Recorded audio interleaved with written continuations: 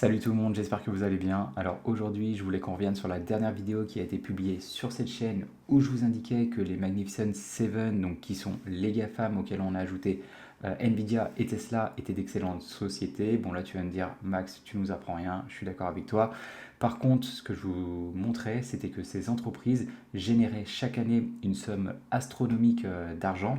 Et avec cet argent, eh bien justement, elles avaient le choix, soit par exemple de réinvestir en elles-mêmes afin de renforcer leur avantage concurrentiel, ou autrement de déployer ces capitaux pour acheter des startups, ou pourquoi pas faire un peu plus de R&D pour lancer des activités annexes. Et ces entreprises génèrent tellement d'argent qu'à mon sens, il va être très compliqué de les balayer des top entreprises du S&P 500.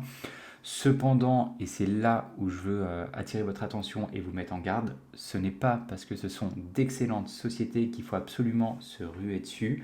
Oui, investir sur une société avec d'excellents fondamentaux est primordial, mais il y a une seconde inconnue à cette équation qui est la valorisation. Et si vous achetez une entreprise trop chère, je peux vous assurer, même si ses fondamentaux sont excellents, vous ne pourrez jamais réaliser d'excellents rendements et donc vous ferez moins bien que l'indice de référence qui est ici le S&P 500. Donc nous, on va s'intéresser ici au PER des Magnificent Seven et on va les prendre par ordre de capitalisation boursière. Donc on commence avec la première qui est Nvidia avec une capitalisation boursière supérieure à 4500 milliards de dollars. C'est tout simplement énorme. Donc actuellement, son PER est de 44. Ensuite vient Apple avec un PER de 36, suivi de Google avec quasiment 30, Microsoft à 33, Amazon à 31, Meta qui est l'entreprise des Magnificent Seven avec le PER le plus faible de 26, et pour finir Tesla avec le PER le plus élevé de ces sociétés de 205. Si on combine l'ensemble des Magnificent Seven, on a ici un PER global de 45. Maintenant, si on compare ces différentes sociétés avec le PER moyen du S&P 500 qui tourne aux alentours des 16-17, bon, on peut voir ici déjà que il y a une différence assez notable puisque quasiment toutes les entreprises, on est un minimum x2. Alors après, est-ce que les Magnificent Seven méritent de s'échanger à un PER supérieur au marché? Oui, ça, il n'y a aucun doute là-dessus. Ce sont des entreprises d'excellente qualité, donc il est tout à fait normal de leur donner un premium supérieur à 16 ou 17. En revanche, jusqu'à quel prix? Bah là, c'est tout l'art de l'investissement. Est-ce que réellement un Tesla mérite un PER de 205?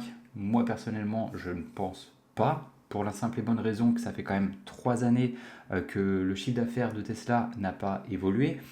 En 2023, il tournait aux alentours des 95 milliards de dollars. Cette année, c'est encore le cas.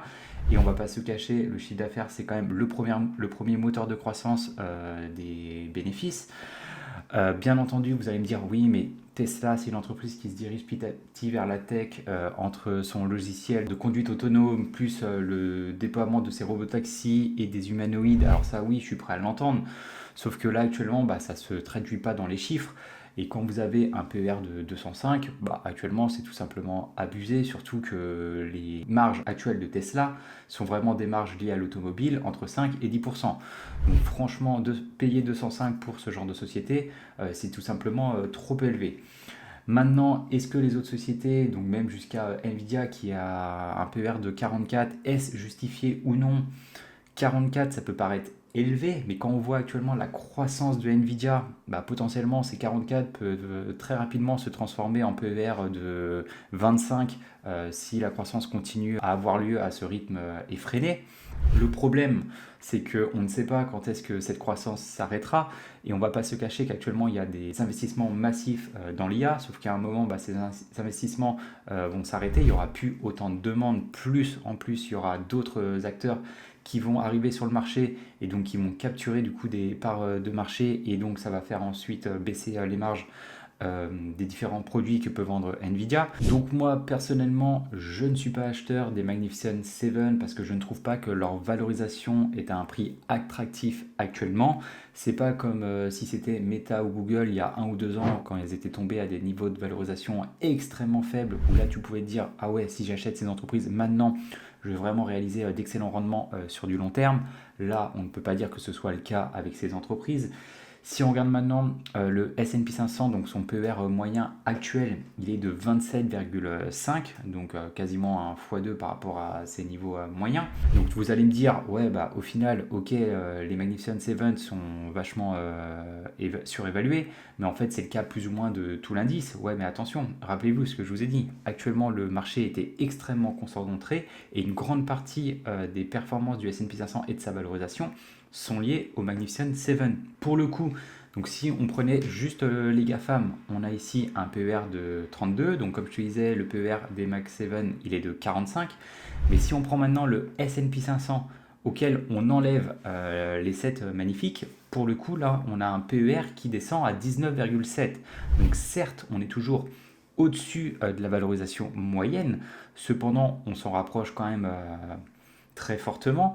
Et honnêtement, quand je commence à voir certaines entreprises d'excellente qualité, donc qui ne sont pas les Magnificent 7, et quand tu regardes un peu leur valorisation, tu te dis, eh bien, certaines entreprises commencent à être achetables ou d'autres, il leur manque aller peut-être 10-15% de chute avant de pouvoir rentrer en position. Bah, je me dis qu'au final, il y a quand même de plus en plus d'opportunités. Et moi, je sais que je pourrais bien mieux dormir sur mes oreilles en achetant certaines entreprises avec d'excellents fondamentaux, mais qui s'échangent à des niveaux de valorisation, je ne sais pas, un PER entre 20 et 25, plutôt que d'acheter ici des Magnificent 7 qui certes ont des bonnes perspectives de croissance, cependant qui se payent à des niveaux tellement élevés que pour moi, il n'y a pas de bon deal à réaliser avec ces entreprises. Alors du coup, je serais très intéressé d'avoir ton opinion pour savoir si tu es plus ou moins de mon avis ou si au contraire tu penses qu'il y a une voire plusieurs entreprises des Magnificent 7 qui sont actuellement achetables aujourd'hui et vous permettraient de réaliser des rendements qui superforment l'indice. Potentiellement, hein, peut-être que moi les estimations que je réalise actuellement sont peut-être trop conservatrices, que ce soit au niveau de la croissance du chiffre d'affaires mais aussi des marges que je projette sur les 10 années qui vont arriver. Donc ça serait très intéressant que tu me donnes ton avis dans les commentaires. Si tu ne l'as pas encore vu, nous on a réalisé une vidéo où on analyse le fleuron du luxe français LVMH. Dans tous les cas, nous on se retrouve dans une prochaine vidéo. Ciao!